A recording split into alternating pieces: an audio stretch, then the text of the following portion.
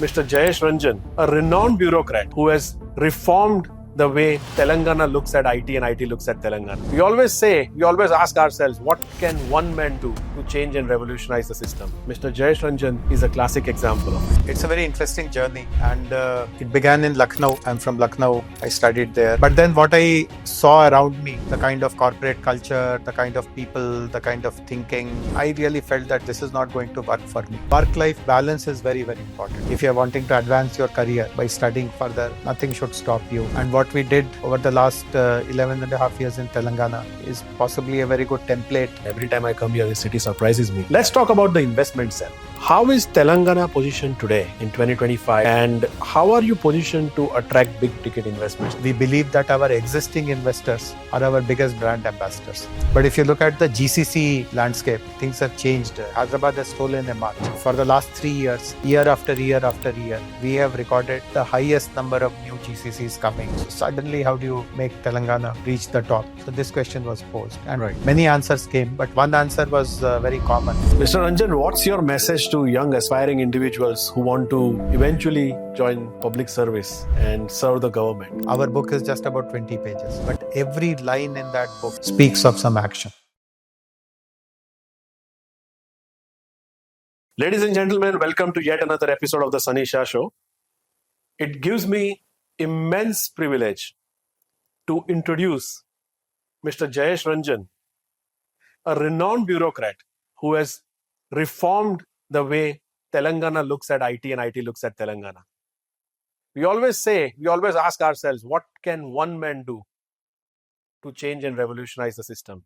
Mr. Jayesh Ranjan is a classic example of it. Currently serving as an IAS, Special Secretary to the Chief Minister's Office. Mr. Ranjan, thank you so much for joining me on. Thank you, Sunny, and very flattered by all these nice words that you are telling, but happy to talk to you. No, pleasure is all mine, sir. To begin with, I would like to thank you for your illustrious career and bringing all these refinements that we see in the state of Telangana. Thank you. Welcome. It's an honor to host you today. Thank you. With that being said, for our audience sake, I want to go deeper into your personal journey. Sure.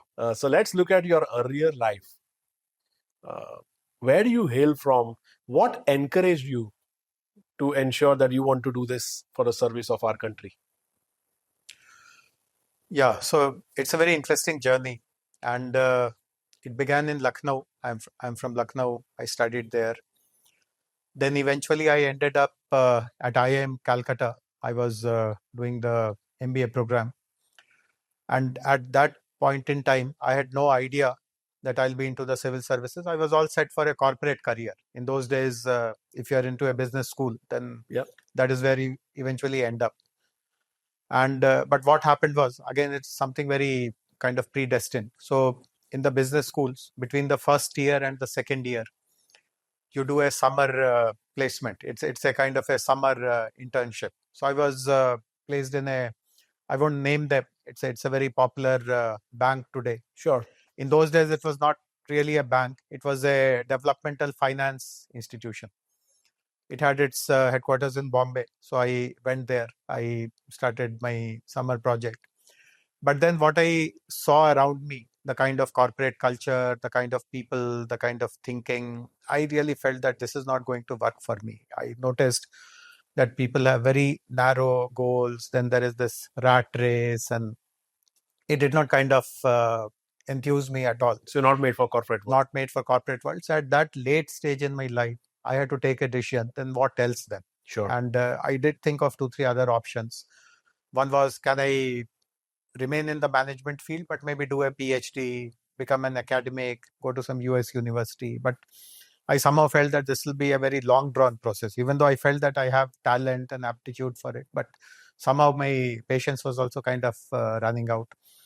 Then being from Lucknow, and then I had studied in Delhi also. As we know, Delhi is the place where lots of people come and prepare for the IAS exams.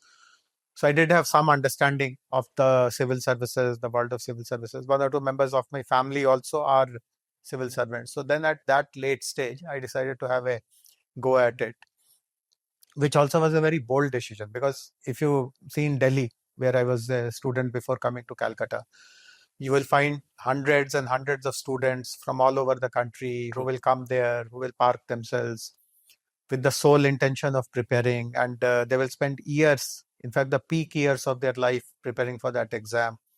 In fact, I used to notice that they would almost become like zombies. They will grow beards, and if you talk to them now, of course, growing a beard is a fashion, but in those days, having long beard and all was not really considered very cool.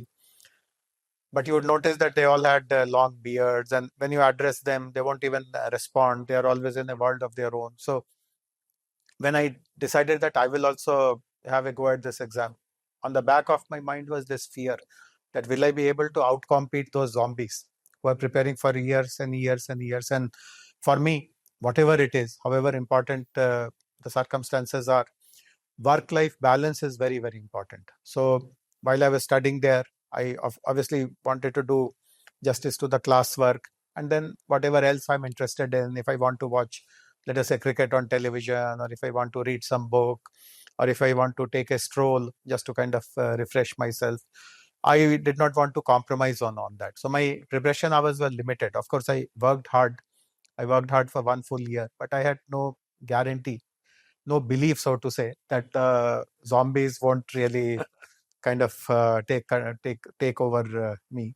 So when the results came, I wrote the exam, and obviously, as many of your viewers will also know, it's a very competitive exam. Yeah. I mean, hundreds and thousands of people appear in that exam, and just about 80 of us get selected. So I was very surprised to see that I have got through, and I have got through in the very first attempt. Most of the zombies, they write 4 or 5 times, and somehow some of them don't make it at all.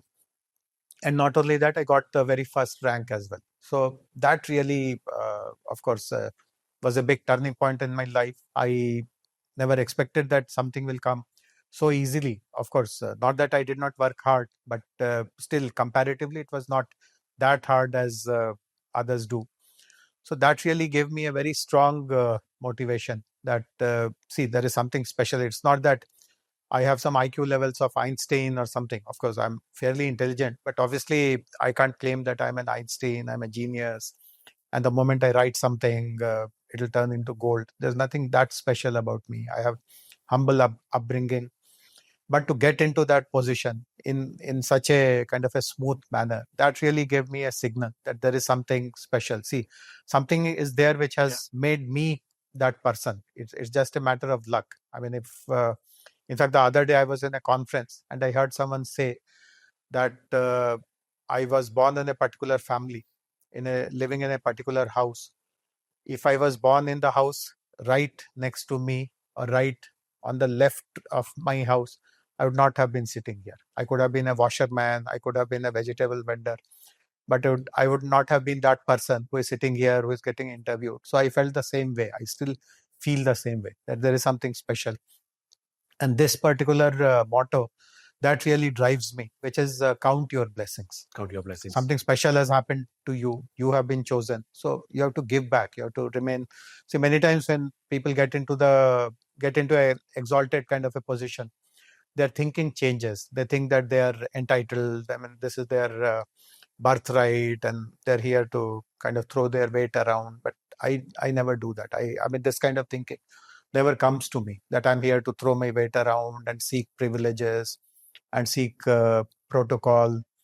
If I have to go to an event and if I'm not given a seat in the front row, it doesn't matter to me at all. If I'm seated in the last row also, it is as good as being there in the event. So this is the way I have then ran through the rest of my career, that be humble, be accessible, try to help as many people as you can. And of course, use your understanding, your knowledge, your talent in designing new things, doing good things. And fortunately, I've completed more than 30 years now, and fortunately, everything has worked well. So no complaints. But I still remember that turning point when Right. on the day that result came. In fact, if you give me 2 minutes, I'll tell a very interesting story about that. So I was studying in IIM, as I said.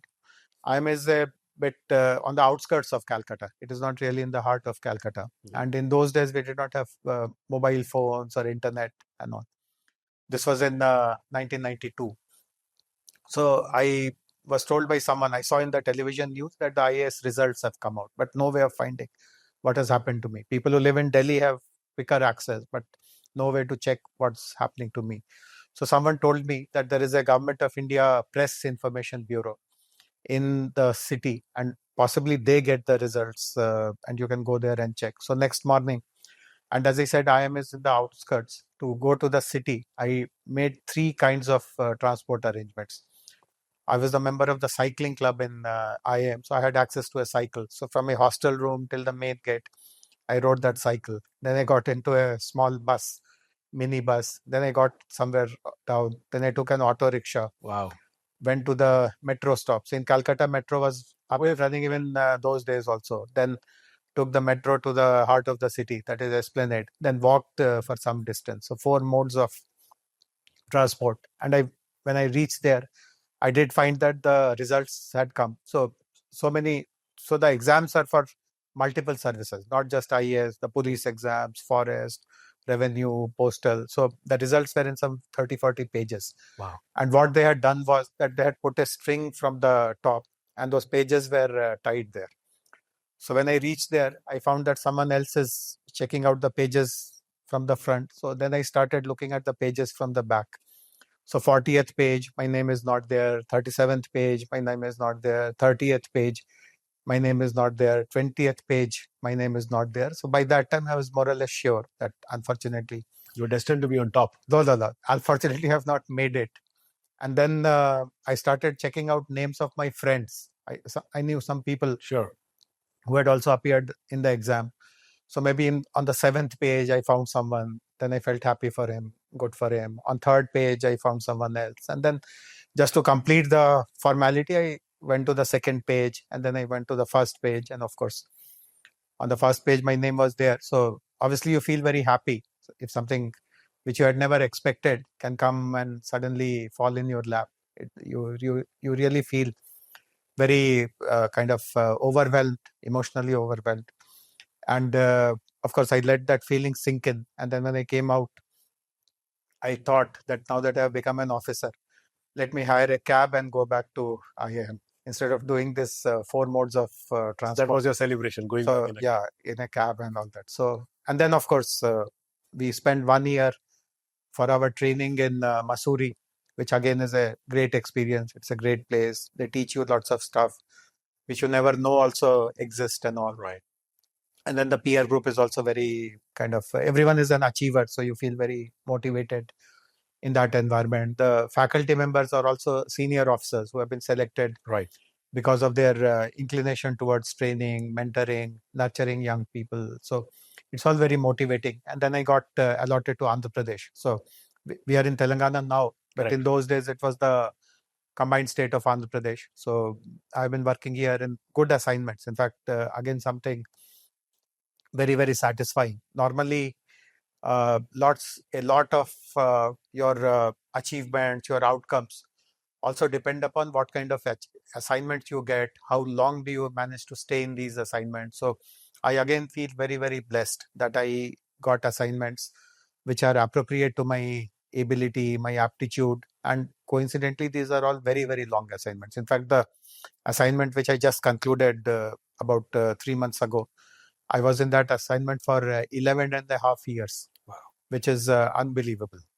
In the civil services, typically, your postings are for, let us say, 2.5 years. So 2.5 years to 3 years is an average tenure. If you do a tenure for 2.5 to 3 years, then you feel that fine. I mean, this is a good experience.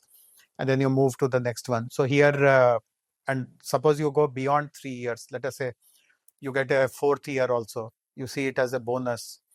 If you get a 5th year also, it's a kind of a miracle. Right. But if you're there for 11 years, there are no words also to describe. But isn't that a testimony of the quality of work that you produce in that particular area? I mean, kind of, but it also shows the maturity of the government. So eventually, it is the government which replaces you after some time and gives you a new assignment. So in the IAS, it is taken as granted that you learn multiple stuff, and then you become some kind of a generalist. Tomorrow, if something new is suddenly thrown at you. So, Mr. Ranjan, now that you look back, now that you had this illustrious years for decades, your career that you spent, and the accomplishments that you did in a personal capacity as well as for the state and for the people of the state, Going back to and referring to that exam that you cracked, don't you think it was a destiny in making? Certainly, certainly. In fact, there is no other explanation. As I clearly mentioned, I can't call myself a genius. I'm not a prodigy. Of course, I've done well in studies. I have done well in exams. I do know. So maybe one skill that I have better than others is how to prepare for an exam. So there is something called hard work, which hundreds of others are doing. But there's also something called smart work. So you work hard, but you also apply your mind to understand how to prepare for that exam. What are your strengths? How should you maximize your strengths, etc. True. So some part of it is there, but 90% of it is destiny, I would say.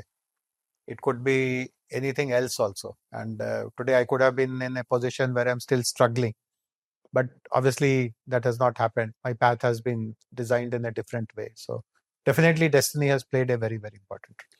Here in Telangana today, you take care of varied portfolios: speed, tourism, investment cell. What's your mantra to make sure you just do justice to all of these together? And what has led to your success in significantly contributing towards the positive outcomes that you delivered in each of your portfolios that Sure. the government has trusted you upon? Yeah.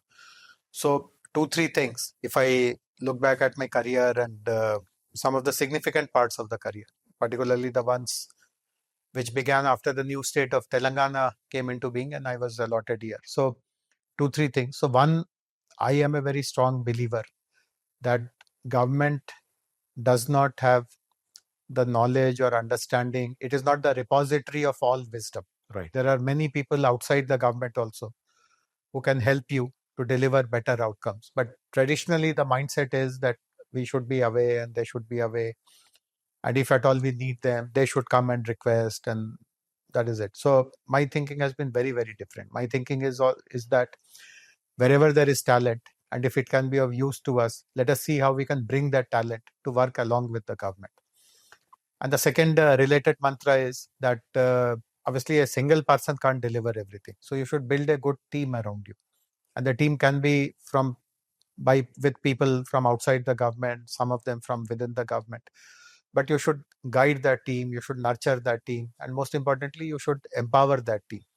So today, you mentioned that I hold a variety of portfolios. All of these are very demanding. But despite all that, you will find me doing lots of non-work activities. If there's some good concert happening in the city, you will find me there. If some good sports event is happening, if there is some good literary event is happening, if there's some social event, I mean, you'll find me all over the place. And many times people wonder that how come we see you here, there, everywhere, but we also know that you have lots of work. So this is a frequently asked question. Right. My answer always is that very little work comes to me. Most of the work is handled at my team's level, and I've empowered them. They know what to do, how to deliver. Of course, if there is some challenge, they always look up to me, and I also kind of jump in right there. But because of the fact that I built a good team around me, I have enough spare time to do whatever I enjoy doing, my leisure, my recreation. So no compromise on this work-life balance. So in any profession, I would imagine, if let us say you are in a CXO level position, you have to build a good team. And to build that good team, you have to find talent and you have to attract them. So till recently, when I was looking after IT and industries portfolio for about 11 years, which I mentioned, you will find it very difficult to believe. There were about 500 people working in different divisions of mine who were all taken from the private sector. Wow. Not some 1 or 10 or 20 or so, 500 people whom we were able to onboard. And typically there is a belief that you may get people from the private sector, but they won't fit in the government way of working. They will feel dissatisfied. At some point in time, they will move on. So 11 years ago, when we decided, I had the support of my minister at that time, when we decided that, okay, let us get talent from outside, let us invite good people to work for the government. When this news broke within my IAS colleagues or my government colleagues, many of them actually were very skeptical. In fact, I remember one of them telling me that from now onwards, you'll be running an employment exchange. You'll be recruiting people, they'll be leaving, and again, you'll be recruiting fresh people. and that is how your life will be. So, of course, I did not take it very seriously. But thereafter, after a few years, I started monitoring what is happening to the people whom I am recruiting, not in a very objective way, but anecdotally. All these people whom I have recruited, what is going on? What, are they working? Are they quitting? And I feel very proud to share this with you that of the 500 people whom we selected, more than 80% actually spent more than 5 years with the government. Wow. And even those 20% who left, not that they left because of some dissatisfaction, some issues with the government. See, most of the times we recruited young people at the beginning stage of their career. And many of them decided that they will pursue more studies, they'll go to the US, they'll join some MBA program, and all, which is absolutely fine. If you're wanting to advance your career by studying further, nothing should stop you. Some of the people who were working with us got better opportunities elsewhere, which is also fine. But no one left because there is some dissatisfaction, something did not work out. So that's a very proud track record. And of course, there are reasons for it. It is not that we were throwing money at them. Salary were good, but I would still say that we would not have been paying as much as a private sector company would have paid. But what really worked for them was that they were working in a very autonomous kind of an environment. No one was policing them. They were free to do what they wanted to do. They were only getting encouragement and support and lots of recognition. So I'll give you an example. There is a amazing innovation center called the T Hub, and it has become not just a national role model, but it also is equal to some of the best global innovation centers. It has received multiple awards.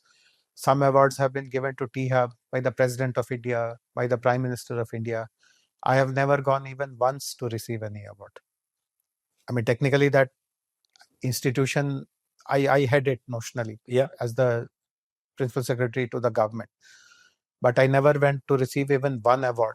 Only the CEO and his colleagues go there. So empowering them And recognizing them. I mean, it would have looked great if I'm taking an award from the Prime Minister. I would have framed that picture. I would have put it in the wall. But no such thought came to my mind.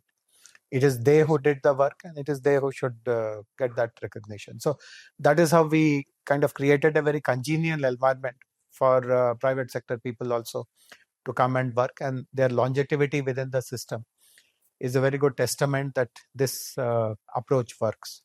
And that is the mantra, in my opinion. This is how the governments of the future will be run. Fantastic. Governments will remain. I mean, Donald Trump is saying that I'll dismantle the government. It's not that easy. Of course, what I also know what he's meaning. It's a figurative statement, but governments will be dismantled. More and more talent from outside will be brought, but the role of the government will be one to bring that talent, to empower that talent, and then put that talent into right use. And what we did over the last 11 and a half years in Telangana is possibly a very good template for others also to follow. Certainly. I mean, the way I draw parallels from what you just told me, you almost corporatized the way government functions, getting and attracting the best talent from across the state, empowering them, giving them an autonomy, and then celebrating their success. Exactly. With that, the outcome and the byproduct has been solid retention. True. So this is a great testimony. Solid retention and great work. Absolutely. I mean, whatever we wanted to do, whatever our targets, our goals, our ambitions were, we noticed that year after year, we were doing far more than what was expected. So if you give that kind of an autonomy and encouragement, people actually deliver much more than you would have even anticipated. And the result is on the street. I mean, I remember coming to Hyderabad 10, 12 years ago, and then every time I come here, the city surprises me with the kind of development you've done. And I think a lot of credit goes to you, your sound governance, and the fact that you led those divisions with great pride and authenticity that has transformed the way Hyderabad looks on the world map today. So I would like to congratulate you on this. I would still say that that's an exaggeration. I mean, I can't take credit for everything. I did play some role. It's not to say that I have nothing to do.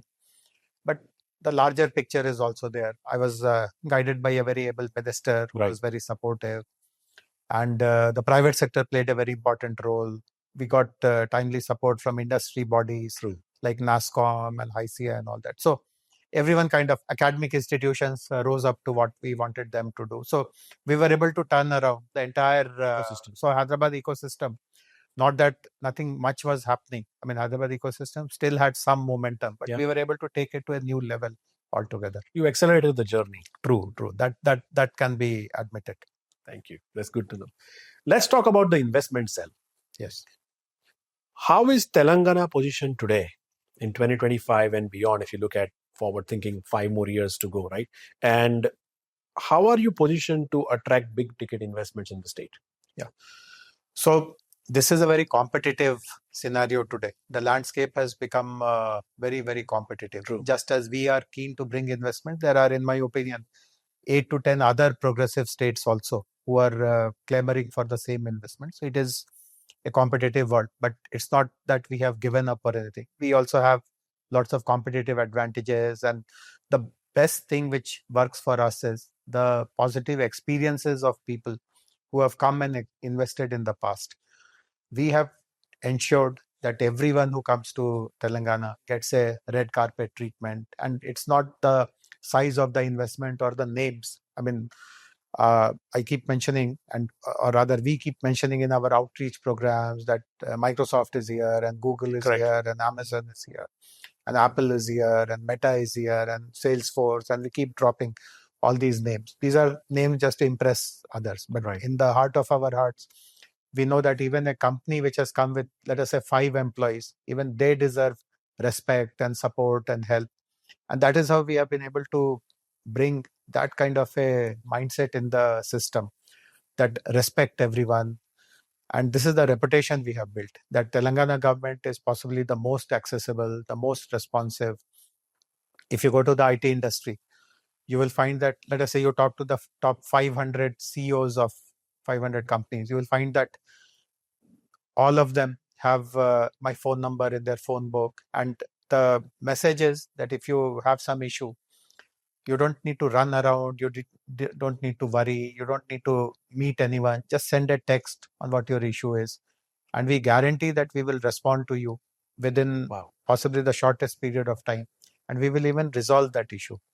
And one other thing which we have made very clear, which we also deliver, it's not just an empty promise, is that nothing is off the table. Whatever are your issues, it's not just work related.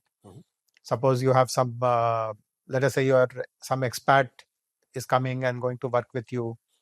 He wants admission for his school children in a particular school. And if you want my help, I'm ready to do that as well. Wow. I mean, nowhere else will you see that a government officer, that in a senior position, is saying that I'll take care of your children's admission if some hospital requirements are there. If you want to rent an apartment in a particular community, it's very easy to say, how am I concerned? If you want your children to be schooled, you take responsibility. What is my role in that? True. But I also know that government has lots of influence. So if I, as a senior officer of the government, tell a school that giving 2 seats to this person is very important, it's a big company, we will have lots of goodwill with them, it will have a multiplier effect, they will tell 10 others that Telangana is a great place. So don't see this just as 2 seats. I'm creating a long-term relation with them, which will have a strong multiplier effect. So we can do that. So if using our influence, we can do something and in turn get so many benefits for us. By us, I mean the state, not me personally. Then why should you not do it? So I've always given that open offer. Whatever is it that you require. I've done some very, very unusual things also. Sometimes I remember one very senior company representative, CEO level officer, was here, and he had a meeting with the Prime Minister in the evening in Delhi. So he had to take a flight. And when they were on the way, they realized that there is no way that they can catch the flight. So I was able to tell the airport people that this person is very, very important. He has to catch his flight. Not that we stopped the flight, but everything else which happens, Was fast-tracked. all the pre-boarding thing, that no one stops him, he's straight away taken. Wonderful. And he got into the flight. So imagine the kind of goodwill that he would have felt about us. I sit down with a lot of CEOs and decision makers from outside India who are trying to get in. I think this is an immensely comfortable statement. Your accessibility has been your true mantra to success in Telangana. Yeah. So as I was mentioning, many other states, in fact, literally, if you look at the top 8 to 10 states, they more or less offer the same kind of things. I'll give land to you, I'll give you water and power, I'll give you incentives.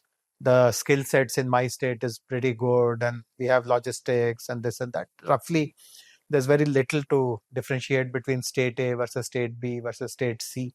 But the USP, that little extra edge that we offer is exactly this, that this is a government which will partner with you. We don't see you as someone who just comes and does something and goes away. We become your partners. Whatever you require, we also feel that we have to deliver it for you. And this red carpet will remain forever. Many companies actually comment this about Telangana. See, I don't want to name anyone, or I can name them also. So this is Amazon. So Amazon's largest center anywhere in the world is located here in Hyderabad, the largest office. So I remember when the office was getting inaugurated, their president was here. And he made this comment on record. He said so before the camera that as Amazon, when we go to other states, because at that time Jeff Bezos was the richest man in the world. So we are representing the richest man in the world. The red carpet is rolled out everywhere. But the moment that state realizes that, okay, this investment has come our way, then the red carpet is taken away and put to someone else. But this is the difference, he told, that he noticed in Telangana, that the red carpet is always there. See, you are welcomed with red carpet, but while you are implementing, while you are operating also, some niggles here and there are bound to happen. So that is what he commented, that people are always there to sort out issues for you, make us feel happy. So this is what I meant, that our kind of success story is because we believe that our existing investors are our biggest brand ambassadors. If you keep them happy, you don't have to do hundreds of road shows. You don't have to run mega investment fairs like some triumphant Telangana or amazing Andhra Pradesh or glorious Gujarat or all those kind of things. People will just spread this good word about you. Interesting. From an infrastructure standpoint, as we know, I mean, you know the numbers, right? Around 1,800 global capability centers already in India, 500 to 600 more to come in the next 2 years. So it's an accelerated journey where a lot of companies are setting up their centers. Sure. How is Hyderabad as a city and Telangana as a state shaping up from an infrastructure standpoint to take care of that influx? Yeah. See, so the numbers speak for themselves. See, we should be candid about it. People know of Bangalore as the biggest tech center, which is the truth also. The size of the Bangalore IT industry is almost 2.5 times that of Hyderabad. The number of companies, the number of people who work in the IT sector, the value of software which they develop and export, obviously, they are the leaders. But if you look at the GCC landscape, things have changed. Hyderabad has stolen a march. Yeah. In fact, for the last 3 years, year after year after year, we have recorded the highest number of new GCCs coming. And if you add one more parameter, how are the GCCs ramping up? Some of the old GCCs have also expanded amazingly. So we are clearly the number one. And all that has happened because of a reason. And infrastructure is one very key reason. In fact, the value proposition of infrastructure that we offer. Mm-hmm. So the truth is that even though Hyderabad is stealing a march, people still do compare it with Bangalore.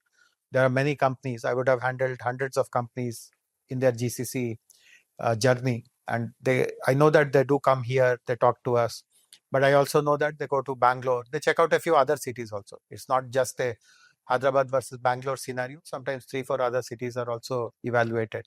But at the end of it, while Hyderabad offers other advantages also, the value proposition on infrastructure is very, very strong. Let us say this is your office in Hyderabad. And let us say you have a similar office in Bangalore. Right. You will be paying twice the rent there and you will be getting only half the infrastructure.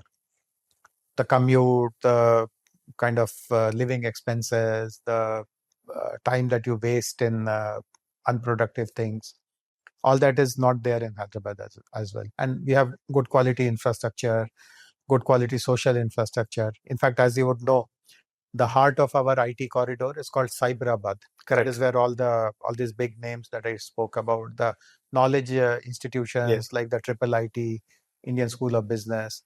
So if you ever go to Cyberabad and let us say climb on a tall building, on the rooftop of a tall building, and then you see a bird's eye view, you will notice that while there are office buildings, modern office buildings and all, you'll also notice interspersed are residential areas. There are apartments for people who are just beginning their career. There are gated communities, high-end villas, you will notice schools, you will notice hospitals, you will notice recreation centers, you will notice shopping, and it's all very affordable. It's all accessible. It's not that you have to be very wealthy to access all of them. Even if you are just beginning your career, you can afford everything. So that is something very special and something very unique about Hyderabad. Right? So that is why it is considered today to be the most livable city in the country.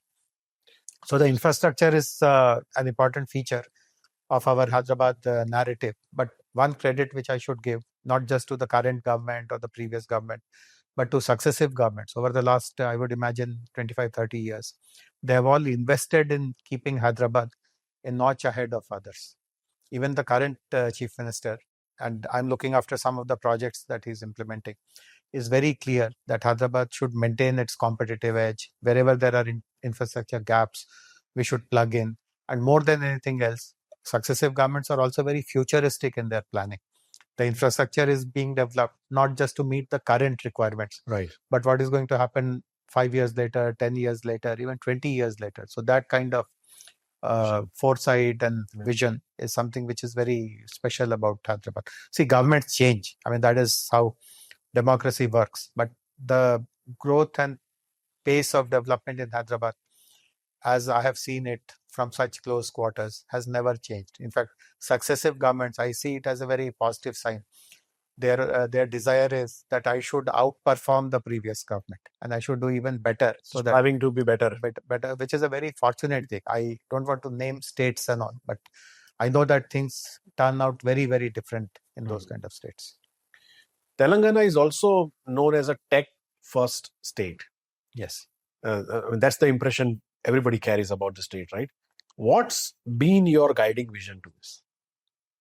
So again, I'll tell you a very interesting backstory. See, when Telangana became a state in 2014, some of your viewers may know this, but there was a protracted struggle to create this new state. It did not happen very easily. For decades, actually, people of this region, they were struggling that they must have their own state. They must become the masters of their destiny and progress and all. And eventually in 2014, the state was created. So I remember within a few weeks, possibly within the first week of the state being created, the state was created on 2nd June 2014. A few ministers of the government, some of us senior officers, we all went to Indian School of Business, where an event was organized. It was a visioning exercise. It was called Envision Telangana.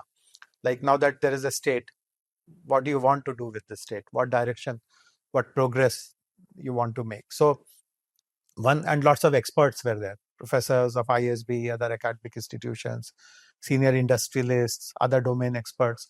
And one question which was posed to them was that Telangana has come after lots of struggle. And in all these decades, when it was there with Andhra Pradesh, it missed out on lots of developmental opportunities. All those opportunities went to what is now called as Andhra Pradesh.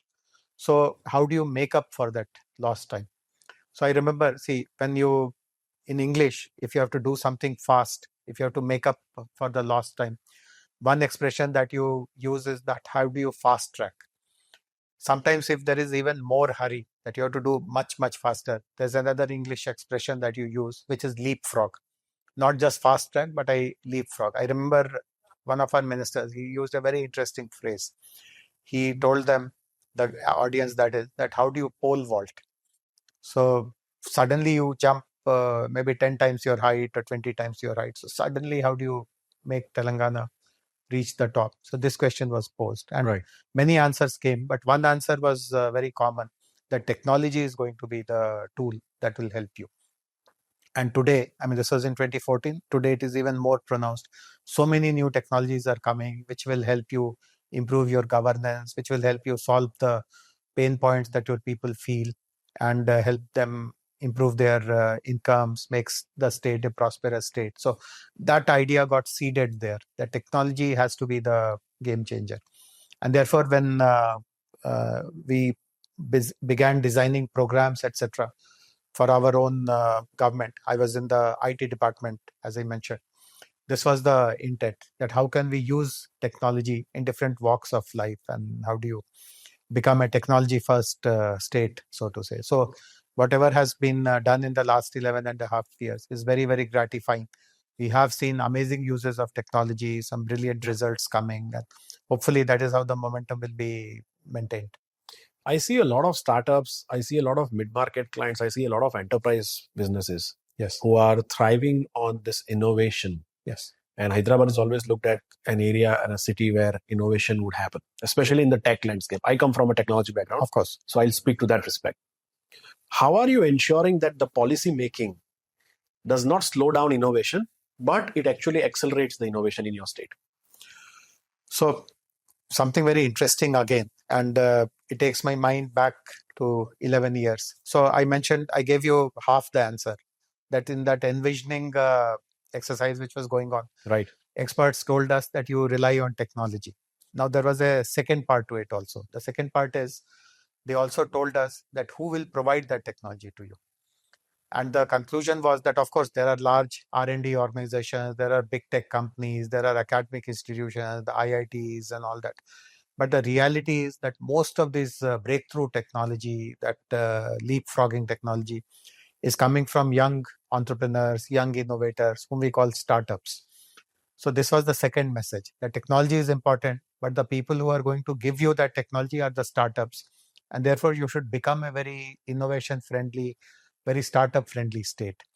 So way back in 2014, Telangana was not a very major hub for startups. I mean, there were some startups, but Bangalore was a bigger, far bigger ecosystem. Even Gurgaon, even Bombay, Pune, they were Chennai, they were bigger centers than Hyderabad. Hyderabad was a small, insignificant kind of a center for startups. So the narrative in the startup world is that the governments don't have to do anything. The market forces take care, some corporates take care, the large institutions, or if some startup becomes very big, they kind of promote an ecosystem. Like in Bangalore, we know that some very big unicorns, the early unicorns, created a ecosystem by themselves. So the message was that the government should just be there, but as a spectator, nothing else is expected of the government. But we decided to change that narrative. We took a call that no, government has to intervene. Of course, we should not intervene in doing over-regulation, micromanagement, and things like that, but we can play a very important role. So the first step which we did was to create a startup policy. So that policy exists even now. And if you look at that policy, you'll be really amazed. So first of all, the policy is very small. The policy is just about 18 to 20 pages, which is very unusual. See, in India, people comment about it that if you don't write 500 pages, you have not done justice. The policy book should be so thick that if you lift it, you should get a sprain in your wrist. Of course, it is written in very good English and it all is very grammatically very nice. You read all of it. It is also printed on glossy paper. So when you feel it, it feels very nice. If you bring it close to your nose, it will also smell very nice, but nothing happens thereafter. So as contrasted to a 500-page book, our book is just about 20 pages. But every line in that book speaks of some action. And every line has been generated by talking to the existing startups and understanding what are their pain points and how can the government help them manage those pain points. It's a simple book. So we created the policy. But again, this is something which is commented about India, that great policies are written, but nothing happens thereafter. And if you dive deep, one of the main reasons is that no one takes responsibility for implementing that policy. So in Telangana, what we did was that we created several institutions to implement different aspects of the policy. So T-Hub is one institution. We have other institutions like T-Works, V-Hub, Task, Rich, TGIC, ET-Wing, and so on. There are about 10 such institutions. And then I already told you, institutions can remain on paper, but who will run those institutions? Right. So we got all the people from the open market. So this has been the success mantra, a sound policy, institutions to implement that policy, and the best talent to run those institutions.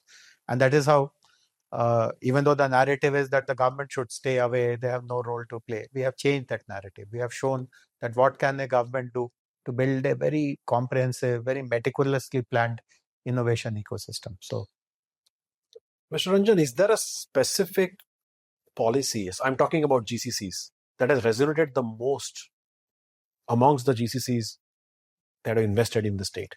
Yeah. So See, so I already gave parts of the answer. See, one is that today GCCs are coming to India. Maybe 10 years ago, 15 years ago, they were checking out India as a place where you can get your work done by spending lower. It was seen as a cost Cost advantage, and you leveraged on that cost. The advantage is still there, but companies are now coming to India for bigger reasons. Cost saving is, of course, not an unimportant reason, but right. the bigger reason is on talent. The bigger reason is on infrastructure. The bigger reason is ease of doing business. The bigger reason is how rich that ecosystem is. Can I become a part of that ecosystem? So we focused on these aspects. How do you improve the caliber of your talent? How can you make them so job ready that right on day one, a GCC can deploy your people on a live project? What can the government do to do that?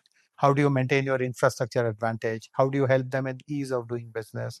How do you create a rich ecosystem in which the GCC feels that, okay, I can take help of the T Hub for innovation. I can take the help of a center of excellence on cybersecurity for my cybersecurity needs. I can go to the center of excellence on AI and data sciences for some AI collaboration. And obviously, the comfort that the government gives you, that I'm partnering with you, I'm there to solve everything that you ever encounter, I'm accessible. So this has become a very strong kind of USP for Yes. Hyderabad. And when I said that if you look at the numbers, we are attracting the largest number of GCCs year after year, more than Bangalore, more than Chennai, more than anywhere else. It is a combination of all these things which have worked our way. Somebody who's had the stature of your career that you had over the last few decades and multiple projects, very strategic to the government, to the state, to its people that you handled. Can you call out one such project which reaffirms your calling to serve, and that's something that you are immensely proud of? I mean, there are quite a few, but one of the things which I today feel very proud of and very satisfying is the period when I used to work for the poorest of the poor. I was given the responsibility of a World Bank project. World Bank project, okay? Where the mandate was to work with the really bottomest of the pyramid. See, when we speak about poor, we use poor in a very homogeneous kind of way. But in the poor also there are distinctions. Some poor are kind of near the borderline, little effort and they will become a non-poor. Some are slightly poorer. Some are very, very disadvantaged. But you will find some section which is literally, I won't say Bottom of the pyramid. Bottomest of the pyramid.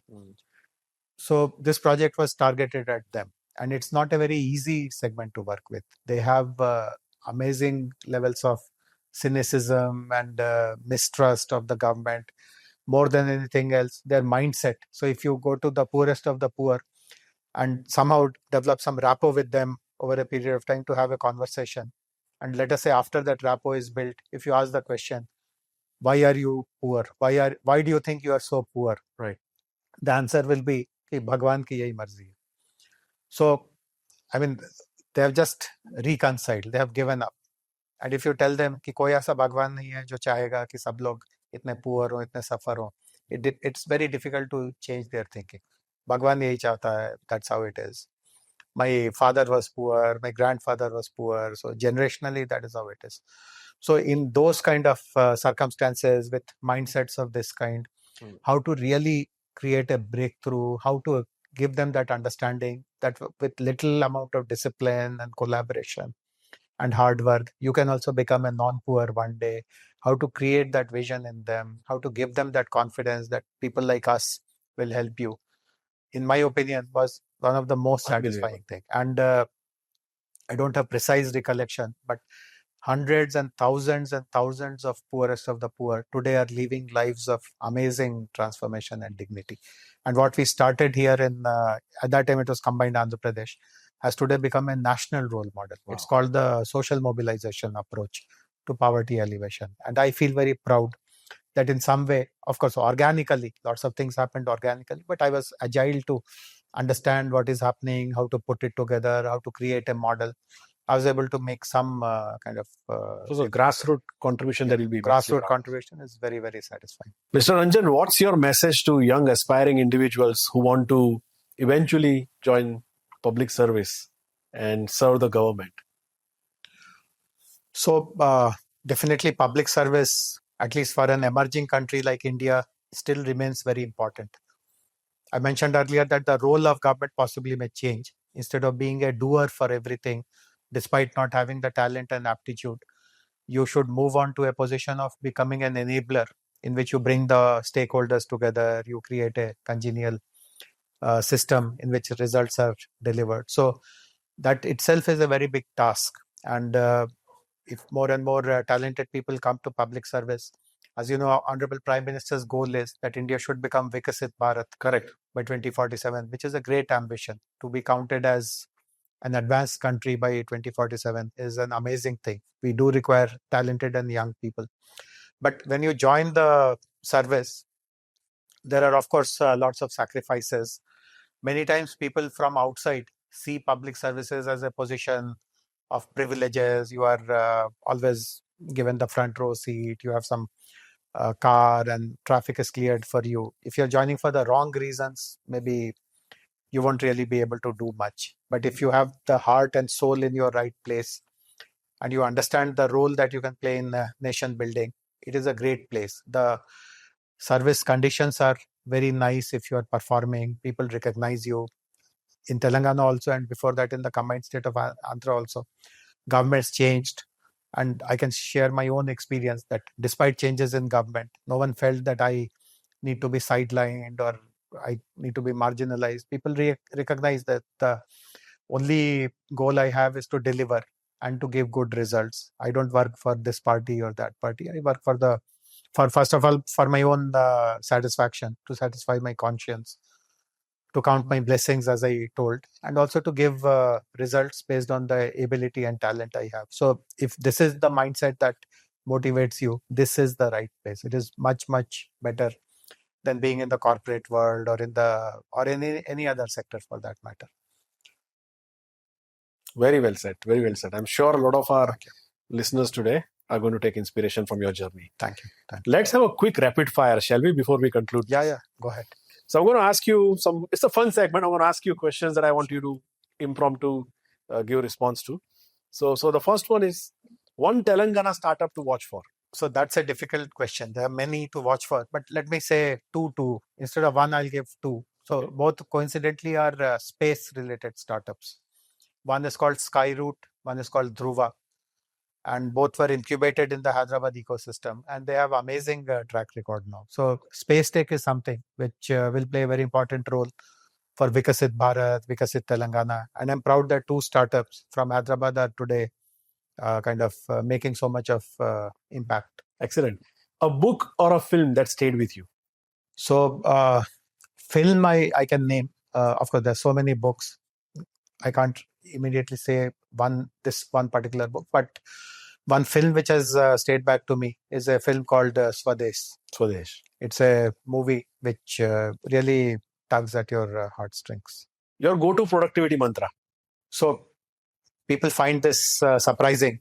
Again, this is not a sudden question, but this has been asked before. So what I do is that every morning I walk for about an hour. I do a morning walk. There's a beautiful park in Hyderabad called the KBR Park. So I do a 6-kilometer walk in 1 hour. Wow. But I use that 1 hour completely thinking of the day. What is it that is going to happen? So for example, today when I was walking, I was thinking about the podcast also. Of course, I didn't know what kind of questions you are going to ask, but I roughly knew that you are going to ask questions on technology and innovation. So I was kind of rehearsing. So today, just now in one of the breaks, you were telling that it's all looking so flawless, but some thinking went behind in my walk. Similarly, I have a couple of important meetings later in the day. So what is it that I'm going to tell that visitor? What kind of questions I need to ask? And how did the day went yesterday? What all are the things that I need to follow up? So you pre-program yourself. Pre-program myself so that the day becomes flawless. And it also helps me in multitasking. I'm a huge multitasker. And people sometimes find it so surprising that not one or two or three, I'll be handling 7, 8 tasks simultaneously. But because I've prepared myself very well, it happens so easily. So you can squeeze more in your day. It's the same 24-hour day, but you can squeeze much more. So this is a very good productivity tool, that you spend 1 hour just for yourself. If not an IAS officer, what would you have been pursued? I guess I would have gone into the world of academics. That possibly was looking as a very strong default option for me, because from my childhood, actually, from my school days, somehow I had a circle of friends who were not very good at studies. So they would always rely on me. So I would take lessons for them. I'm also a fellow student. But because I have read my books and I know the answers, I would teach them. And then I realized that over a period of time, that this is something which I enjoy doing. It's not a waste of time. Of course, I'm helping my friends, but I'm also enjoying, and I have that fluency and articulation and the ability to explain difficult concepts in a simple way. So at some point in time, that was my default option. And obviously, my IAS tenure comes to an end very shortly, in a matter of 2 years plus, just over 2 years, so to say. So I won't be surprised if I go back to the world of academics. So that is how things are. Very interesting. I think this episode is very special to me as an individual, not because we discussed about your journey, but because I feel and I genuinely felt that you've been one of the most grounded IAS officers that I've met in life. Somebody extremely humble, extremely focused. You spoke as if you are a brand ambassador for Telangana, which is a rare quality of yours. You spoke for the people of Telangana. Your work is a testament that if somebody wants to serve our nation and its people, there is no looking back. So, on behalf of fellow Indians, on behalf of the people of this state, I would like to thank you for the service that you impart. Obviously, with a few more years to go, I'm sure you're going to bring more and more pride to the state government and to the people of Telangana. With that being said, we come to the end of this episode, but we will continue to monitor and take inspiration from the progress and the journey that you have. Thank you so much, Mr. Ranjan. Thank you, Sunny. Pleasure talking to you, and greetings to all your viewers. Thank you so much. So, ladies and gentlemen, that was Mr. Jayesh Ranjan.